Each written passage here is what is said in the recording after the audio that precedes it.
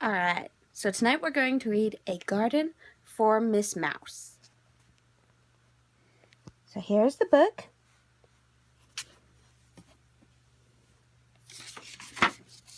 A Garden for Miss Mouse.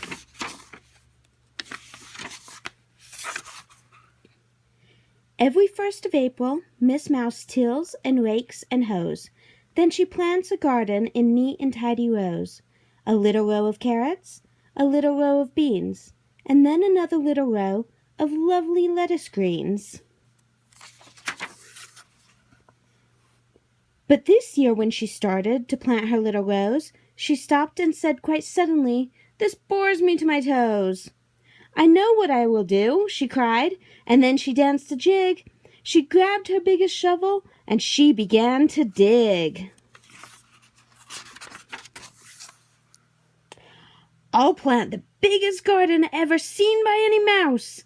Then up came every bit of land all around her house. Next she had to plant the seeds. It took her all day long. But all the while she planted, she sang her planting song. "Plant a little of this and a little of that. Cover the seed and give it a pat." Every day she hoed and raked, she tilled and pulled the weeds. And soon green plants were springing up where she had planted seeds. The plants all started growing. They grew and grew and grew, and everyone in Mouseville came to ah and ooh. "Oh, what lovely peas!" they cried, "and see that beanstalk climb." Reporters took Miss Mouse's picture for the Mouseville Times. The garden grew much bigger, and then it grew some more. It covered on the windows, and it covered the front door. The garden was enormous, and the plants were so very high that Miss Mouse used a flagpole to get her laundry dry. The mailman left her letters atop a beanstalk vine. Well, Miss Mouse proudly laughed and said, "Isn't my garden fine?"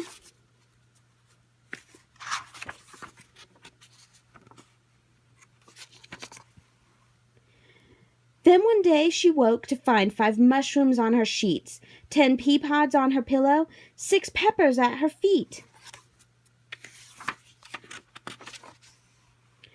There were green beans in the basement and wax beans on the wall. There were celery on the ceiling, and there were pumpkins in the hall. Tomatoes in the bathtub, spinach on a chair, turnips on the table, and zucchini everywhere. Cabbage in the kitchen, corn cobs in the hutch. "Oh, my goodness," cried Miss Mouse, "my garden's grown too much." She knew she had to call for help, but she couldn't find the phone. Then finally she found it where some Brussels sprouts had grown. She called her best friend Field Mouse and asked him to come quick. "Bring everyone you know," she cried. "There are vegetables to pick." So everyone in Mouseville rushed out to help Miss Mouse. "Where are you?" they cried helplessly. "We cannot see your house." "My garden's growing everywhere," her friends could hear her shout. "Please start picking vegetables, for I cannot get out." And so they started picking fruit and vegetables galore. They picked more kinds of vegetables than you've seen in any store. And finally they found Miss Mouse. She cried, "How could I know that this is what would happen when things began to grow?" "Don't worry," Field Mouse told her. "It isn't all that bad. We'll make the biggest salad that we have ever had." All day they made that salad.